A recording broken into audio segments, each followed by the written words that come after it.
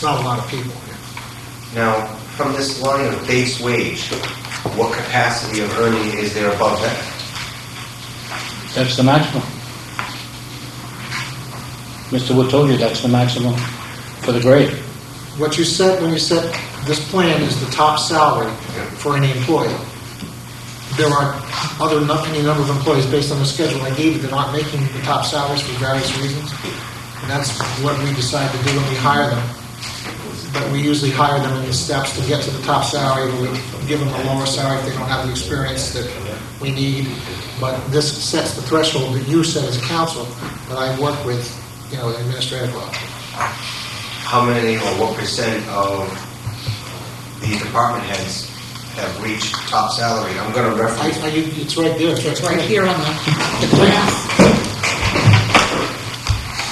You can see for yourself what their salaries are versus what this. Now, I'm looking at this classification plan. This would be the new increase? Their current salaries on the right. That's correct. Their proposed classification base wage is the second column on the left. And all the way to the left is the current. Correct. Correct. I'm utilizing the first one as an example. Mr. Bernardo has been here 5 years. Yeah, I say so. Somewhere around there.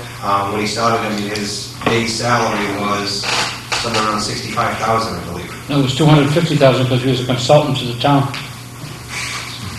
No, I don't recall Mr.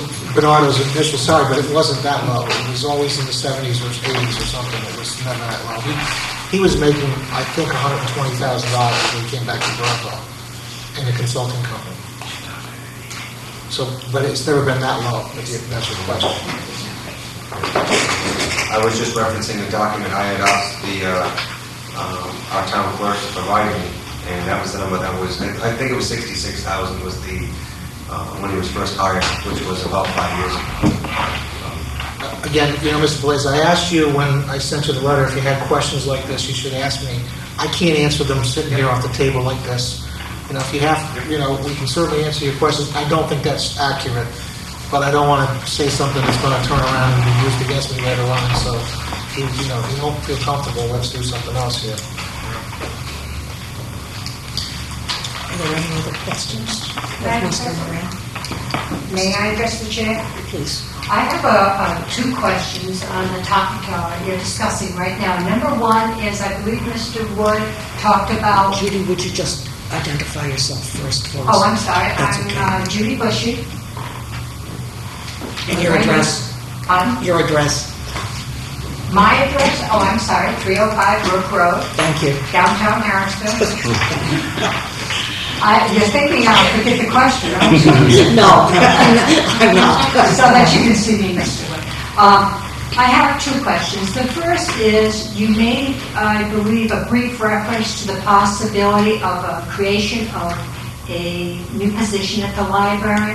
What my question is being that it's a relatively, I guess you'd call it, intelligent building, what are the plans, if there are any, to fill a position to maintain that building differently than our library is currently maintained now? That's my first question. Well, first of all, what we're talking about tonight is a supervisory staff. It's not clerical staff, or it's not maintenance people. But there's going to be some proposal in the budget this year to have some type of maintenance at the library. We're working with Mr. Murray and myself and the library board to try to figure out the best way to do that. And a man named Bob Richards, who is the maintenance man at the maintenance supervisor at the school, is helping us with that.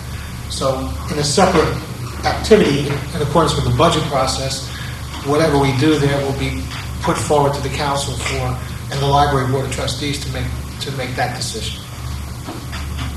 Okay, so it will come up at... It's under consideration, too. Right. So we don't know whether we're going with a maintenance contract, a supervisor there, not a supervisor, but some type of people in the building working day to day, or some kind of a consultant, not a consulting, but a service company. We're working on it. My second question, if I may, and I understand we're all tired, but this is very near and dear to my heart because I work from the same background Mr. Moran did, he knows that.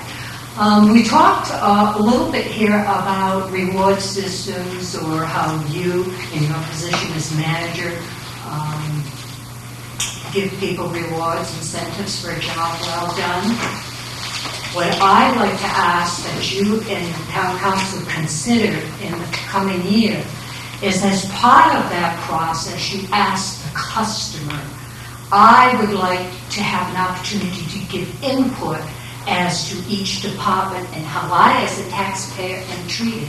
And I think that is sadly missed in your reward system. There was an issue here tonight that I think could have been handled had the department person been a little bit more careful in the way they handled themselves with people. Now, I can state right now, off the top of my head, 6 issues I've had in the last year with one of the employees that I feel was totally inappropriate. So again, my question before you and all of the council is, as part of a reward system, why are you just looking within the box of how someone handles their department and not at their true customer, who is us, those of us who pay taxes for it? Well, Jim and I, we talked about our system here. I mean, I can only, if you're asking the council or me whether we should be doing polling, that's a fairly complicated thing. We can certainly poll the community or, see how the community feels about different types of services and things. It's a kind of an expensive proposition to do, but you get a basis for how the general public feel. But again, with tight budgets and things, that's a decision the council would have to make about how they feel about certain types of things. And maybe the internet things are a little bit different. Maybe they can be done a little differently. But when I evaluate an employee, I evaluate them based on what I know, based on what's told to me, either by public like yourself or other members of the council telling me about something that they have witnessed or have observed about an employee. Other than that, from an administrative standpoint, I'm not sure how else I could solicit information about certain people. If you don't tell me my department or town council member, other than doing a town-wide poll, how else would I do it? I just want to state for the record, I really think that needs to be included. There's several instances where I personally have been offended by one of you at that table or one of the employees. I object to that, where I've been a taxpayer for so many years in the town. And where I worked and had a contract or didn't have a contract, that was a critical part of my job. And I'm only asking that you consider the same thing before you dole out additional incentives. That's all I wanted to say. Again, I'm happy. You know what, Ms. Bushy, you want to come in, we can talk. I'm happy to look at different I'm addressing the council also, though. Okay. And no disrespect to you. I think they're missing the boat as well because they in turn are the executive board that should be overseeing this. Yeah, well, are we talking about a townwide poll? Is that what you're asking about? That's No, fine. I didn't say that, you did. Okay, I just don't understand. I don't know what we're talking about. I'm sorry.